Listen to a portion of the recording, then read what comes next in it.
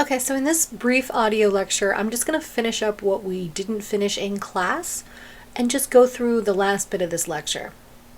Okay, so this is a continuation of chapter 17 about government and politics.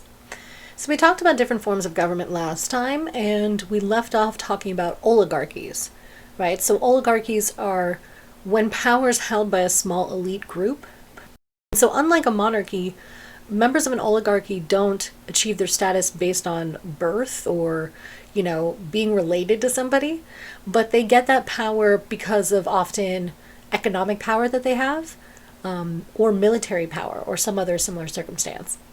So oligarchy can be kind of confusing, right? And so oftentimes, of course, governments don't call themselves oligarchies because it's a corruption situation, right? So oftentimes oligarchy is kind of lurking in the background of some of the mechanisms of different societies.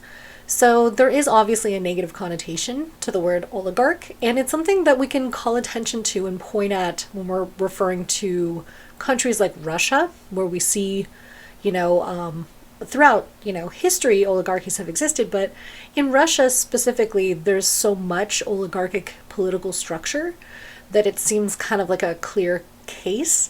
But the chapter is also asking, is it true that potentially the U.S. is also an oligarchy, right? Well, they cite Paul Krugman, right?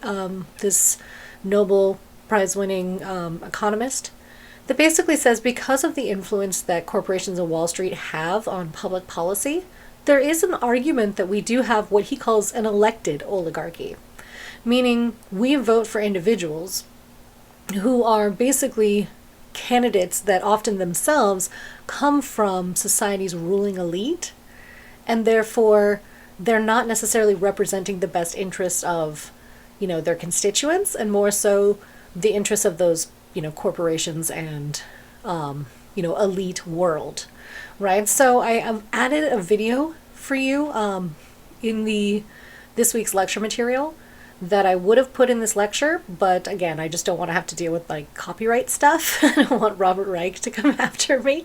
But there's a video, what is oligarchy, that can really clarify some of this stuff as well.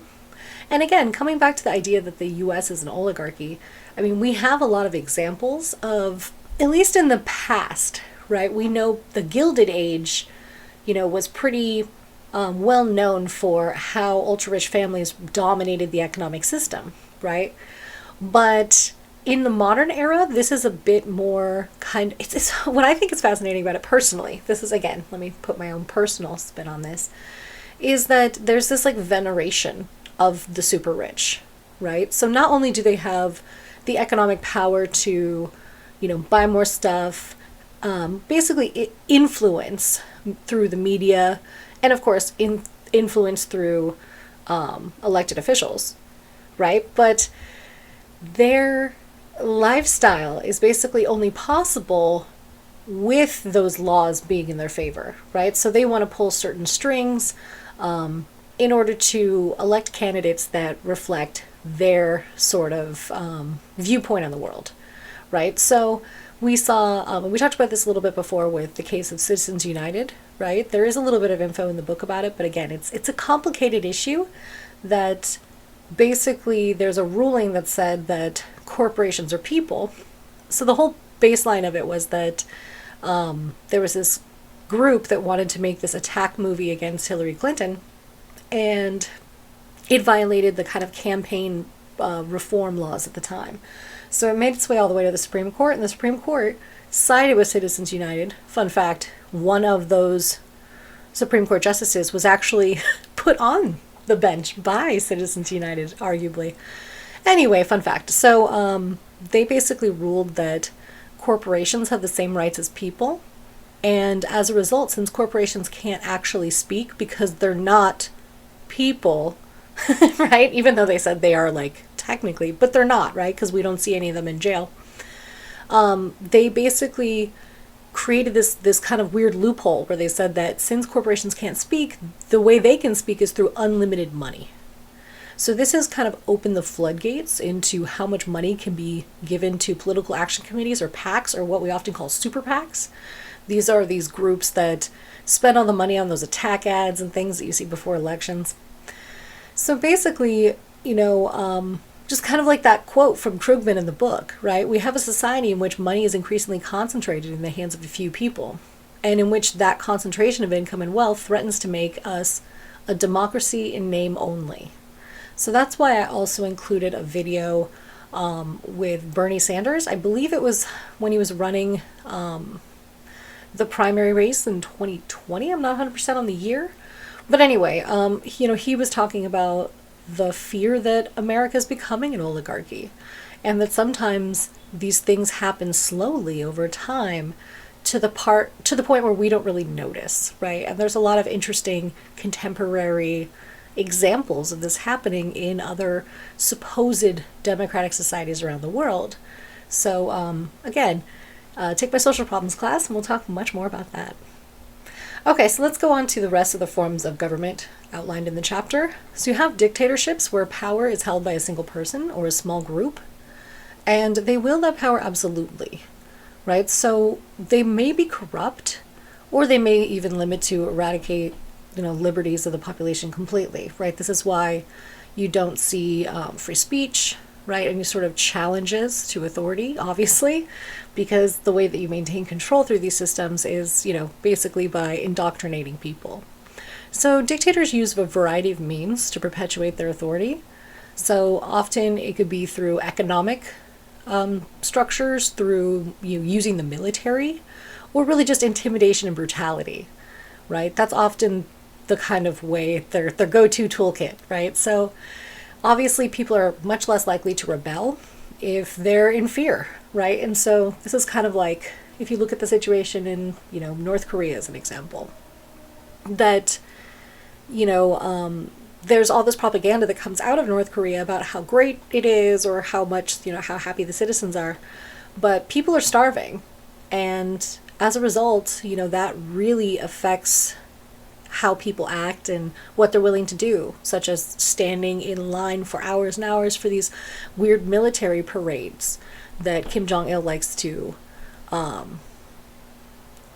basically Kim Jong-il and then now Kim Jong-un like to kind of use as a propagandistic technique to say, hey, look at this, all these people are so happy, they're so in love with the leader that they're able to stand outside for hours and this and that. But it really oftentimes comes down to the fact that they're getting rice as a result of waiting out there. So oftentimes, dictators themselves are coming from a position of using, some sort of societal authority, but they can also be those charismatic leaders, right? So sometimes, dictators can have a personal appeal that other people like. And this is a really fascinating thing. We live in this time of authoritarianism. And for myself personally, especially as someone who likes to study history, it's terrifying. There's a lot of people right now in Western democratic societies that favor authoritarians, that think authoritarians are good, that think that, the will of the people is something that should be silenced for the more powerful. And so this is, kind of a terrifying, political belief system of late. And this is something not just in the US, which clearly is happening, but also sweeping through Europe. Okay, so let's move on to totalitarian dictatorships. So these are dictatorships that don't align themselves with any particular belief system or ideology, right? They're more oppressive, and they basically want to control every part of everyone's life, meaning what they do for a living, where they live, like things like, for instance, China, right, had the one-child policy for many years, which basically the government said how many kids you were allowed to have. Right. So yeah, there's a lot of interesting, or China's a good example too for the way that they limit access to the internet. Right. You can't get outside news sources very accessibly within China because they basically lock that down. So even if you have family members or friends that are there, to be able to connect with them, you need to find different apps that can be used within those countries and not ones that are used within the West. Also in totalitarian dictatorships, citizens may be forced to publicly demonstrate their faith in the regime, right? Again, like those demonstrations that were done in North Korea as an example. Okay, so then switching gears over to democracy, which is a form of government that strives to provide all citizens with a voice or vote, right? So meaning the policies that are created come from the will of the people. And it isn't a regard of how elite they are, how much money they have. It's about, every person has representation.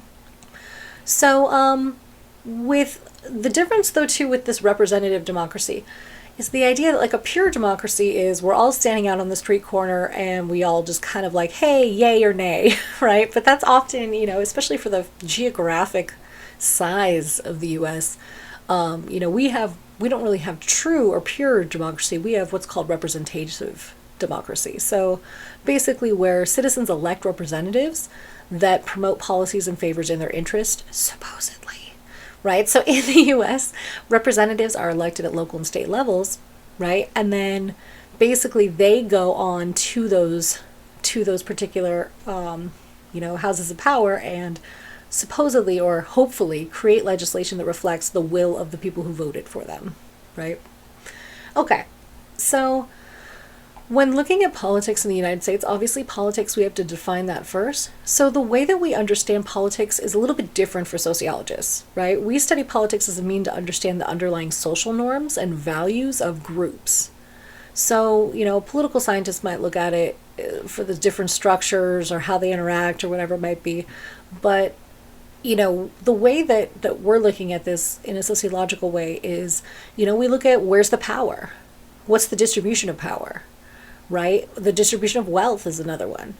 And then, of course, looking at the belief system within a society and seeing how that impacts the kind of political either viewpoints or policies that are enacted.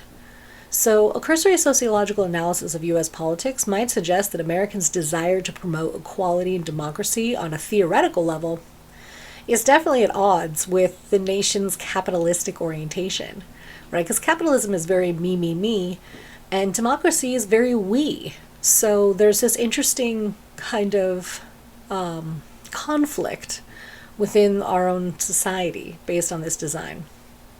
Okay, moving on briefly to voter participation. So, voter participation is very essential to the success of the U.S. political system, right? A lot of people complain about politics, but about half of people just don't vote that are eligible to do so. And so that's problematic. You don't want a society where people feel so much apathy that they feel like their vote doesn't matter, right? It's what we call political efficacy, this idea that, my vote doesn't count or it's not a big deal or no one cares what I think, can really impact, people's willingness to participate in the democratic process. But of course, when it comes to voter participation, it's not just about apathy, right? It's also about voter suppression. So we have things such as felony disenfranchisement, which basically means that in most states, if you gain a felony, then you are not eligible to vote. In some states, forever. But in most states, from somewhere between 7 to 11 years, then you have to pay money and then you can vote again.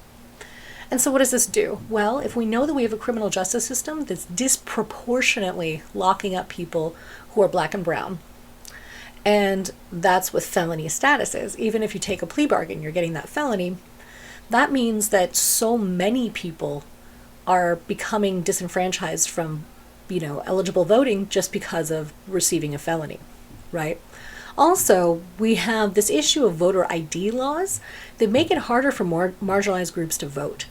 So there used to be a provision of the Voting Rights Act that basically said any state who historically discriminated against particular groups, if they wanted to put in a new election law, it had to go through kind of a review process to make sure it wasn't harming anyone. But the Supreme Court a few years back took out that provision, basically saying, oh, it's all fair now, everything's great. And as a result, you've seen voter ID laws pop up in dozens of states in direct response to the fact that now they don't have to go through the oversight process to make sure that they're not disproportionately affecting certain communities, especially poor communities, immigrant communities, communities of color, the elderly, and young people, often college-age communities. So it's interesting, like in some states, the kind of voter ID they will accept is often not a school ID, which has your photo and has, comes through an institution and has validity. And in some states, they wouldn't even take like your military ID, but they would take your gun license. So the idea that the people that have enough money to have, a bunch of guns are often a different social class, a different race than people that serve in the military, often as a financial means of going to college, or people who are just young and going to college. And so it just means that by making it harder to vote, people are less likely to do so. So part of this also involves not just voter ID, but creating a situation, again, where it just makes it more difficult to vote. So you have a lot of laws popping up in states as well that target early voting, where people can go and vote on a day that's not election day, and often on weekends. They have this kind of event called Souls to the Polls, where often a lot of community Black churches will go after church all together to the voting place to do early voting, as a way to mobilize people to vote, and, trying to restrict those days. So there are a lot of people that say that this is, specifically an attack on, race, gender, class, and these different specific groups, right, that are being targeted. So that's really the issue with the Voting Rights Act being struck down. And so I added a video, I also put in that lecture information for this week, that looks at voter suppression in American society and how it's not new and how it still continues to be an issue today. And that's separate of gerrymandering and all sorts of other partisan issues that affect our actual, one person, one vote concept of what democracy should be. Okay, so then last up there is just the judicial system. So this is the third branch of the government, and this is the local, state, and federal courts. So the Supreme Court is the highest court, and they have the final say on decisions about constitutionality of, challenges that people have for their lawsuits. So some rulings have direct impacts on the political system, just like the Citizens United case I was talking about, or just that striking down the provision of the Voting Rights Act, right, that made it easier to disenfranchise voters or to create more hurdles for people to vote. So, another more recent examples, and the one that they gave in the book, would be legal work protections for LGBTQ workers. And then, of course, challenges against Roe v. Wade and a woman's right to control her own body, which is ongoing right now. Okay, so let's look at those theories and how they interpret this stuff. So according to functionalism, the government has four main purposes: planning and directing society, meeting social needs, maintaining law and order, and managing international relations. So remember, functionalists are always looking at how different aspects of society function or dysfunction. So they're saying that, there's basically purposes for society, and that government and politics is just a way to enforce those norms of our culture and regulate any potential conflict. So what's problematic about the functionalist view of this is that they see the perfect society as static, meaning it gets one way and it stays that way forever.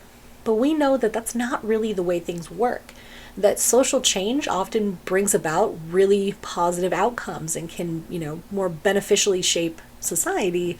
But of course, functionalists would view, that kind of social change as a dysfunction, right? Because it's basically forcing changes to happen, and those are when you change one aspect of society or different parts of different social institutions, other social institutions have to adjust. It's going back to that idea that functionalists see every institution in society like a puzzle piece that all fit together. And if you change the size of one puzzle piece, you got to change the size of the other ones to fit them together, right? So they basically want order in society, and they think if you have, protest movements or things like that, that it causes dysfunctions, right? But also, it's just very different than the way that conflict theorists would view this, right? Because basically, they think that it's a good thing that people should be able to, give money to candidates, because then they can, be connected to the democratic process. Though, of course, conflict theorists would say, yeah, sure, giving money is one thing, but we know that some people have a ton of money, like send rockets into space for no reason money, and some of us don't even have enough, rent money.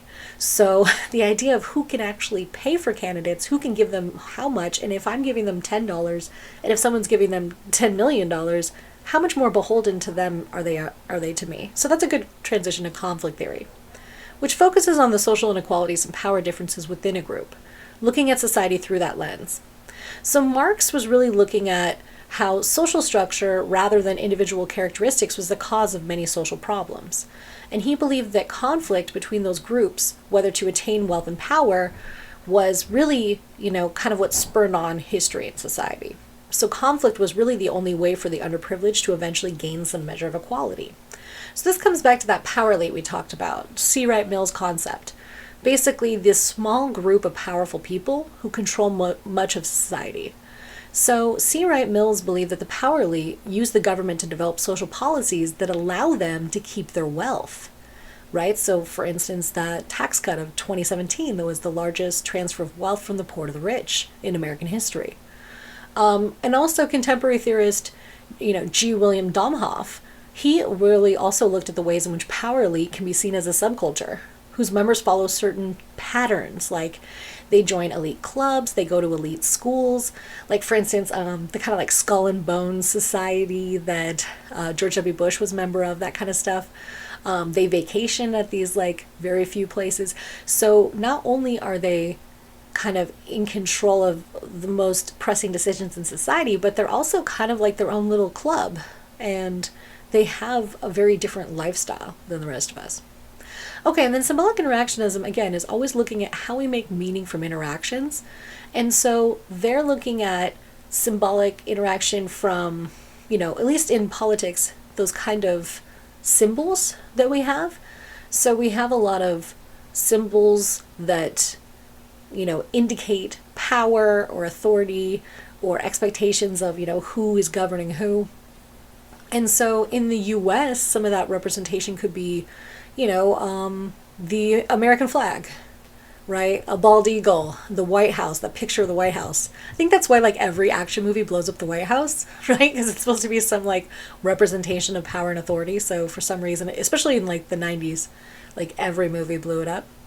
So anyway, symbolic interactionists are really not looking at the large macro stuff, right? They look at the micro. So they want to know what's going on with the face-to-face parts of politics. Because in reality, as much as we see politics as like an outward, outside kind of process, it is really a backroom deal kind of situation, right? A lot of the real politicking happens over drinks, happens in back rooms, happens, in lobbying events. And so, what the public actually sees is what we call gatekeeping, right? That the media only shows you what you're allowed to see from where you're allowed to go, basically. So symbolic interactionists are really, again, just trying to understand how those small groups of people get to make decisions that affect all of us.